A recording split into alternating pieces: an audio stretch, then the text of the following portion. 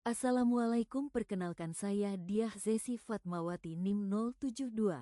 Di sini saya ingin menjelaskan terkait pengukuran kinerja menggunakan balance scorecard.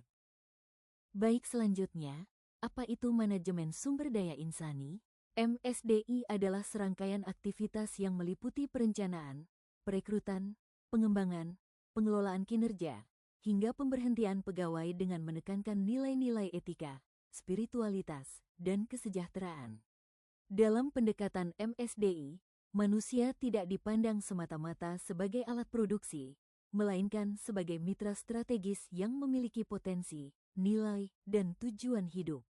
Dalam MSDI ada materi yang membahas pengukuran kerja menggunakan balance scorecard, di mana disisni untuk membahas tentang bagaimana balance scorecard, BSC, digunakan sebagai alat strategis dalam mengukur dan mengelola kinerja organisasi secara komprehensif, tidak hanya dari sisi keuangan, tetapi juga dari berbagai aspek non-keuangan yang sangat penting.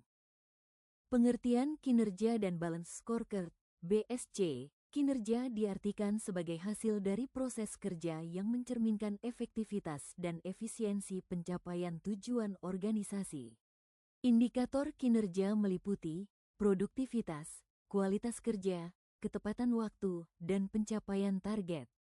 Balanced Scorecard, BSC, adalah alat manajemen strategis yang dikembangkan oleh Kaplan dan Norton. BSC menyeimbangkan antara indikator keuangan dan non-keuangan dalam pengukuran kinerja. Selanjutnya, materi terkait perspektif, alasan diperlukannya, dan keunggulan BSC. BSC menggunakan 4 perspektif, yaitu keuangan, meliputi laba, ROI, pertumbuhan pendapatan; pelanggan, meliputi kepuasan, loyalitas pelanggan; proses bisnis internal, meliputi efisiensi dan inovasi proses; pembelajaran dan pertumbuhan, meliputi pelatihan, pengembangan SDM, budaya kerja. Adapun alasan diperlukannya BSC. BSC memungkinkan organisasi untuk menyelaraskan visi dan strategi ke dalam tindakan operasional, memantau berbagai aspek penting secara simultan, memastikan seluruh bagian organisasi bekerja menuju tujuan yang sama. Dan ada pula keunggulan BSC, yaitu komprehensif, koheren, seimbang, dan terukur. Sumber daya insani sebagai mitra strategis. SDI, manusia dalam organisasi, tidak hanya pelaksana tugas, tetapi juga mitra strategis. SDI berperan dalam 1. Merumuskan strategi organisasi. 2. Menyesuaikan SDM dengan visi dan misi. 3. Mendukung pengambilan keputusan strategis. Menurut Dev Ulrich, peran SDI terbagi menjadi 1. Strategic partner, merancang strategi SDM. 2. Change agent, mendukung perubahan organisasi. 3. Employee champion, menjaga kesejahteraan pegawai. 4. Administrative expert, mengefisienkan proses administratif.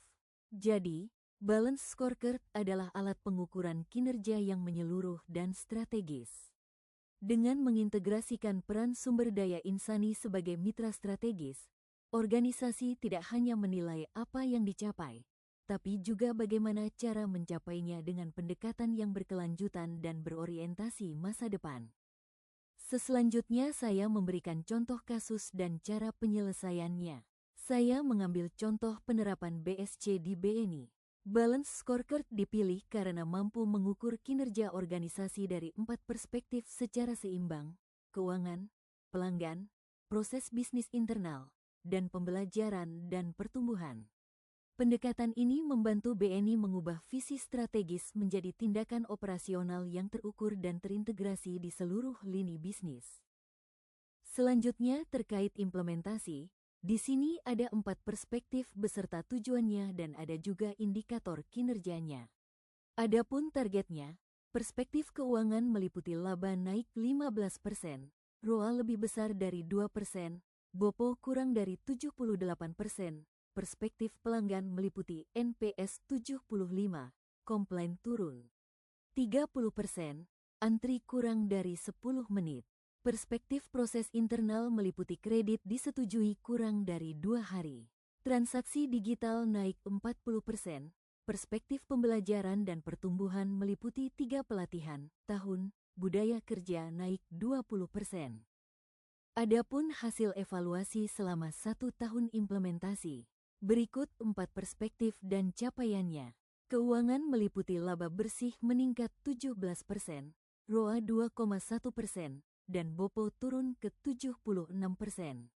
Pelanggan meliputi NPS naik ke 77, waktu antrean rata-rata turun menjadi 7 menit. Proses internal meliputi transaksi digital meningkat 42%, proses persetujuan kredit hanya 1,5 hari. Pembelajaran dan pertumbuhan meliputi 95% pegawai mengikuti pelatihan digital, budaya kerja agile meningkat signifikan. Baik, itu saja materi yang bisa saya sampaikan, kurang lebihnya saya mohon maaf. Wassalamualaikum.